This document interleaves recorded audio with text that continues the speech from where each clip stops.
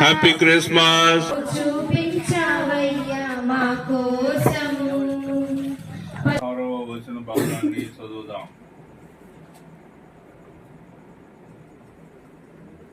యోహాను సువార్త 3వ అధ్యాయము 16వ వచనము.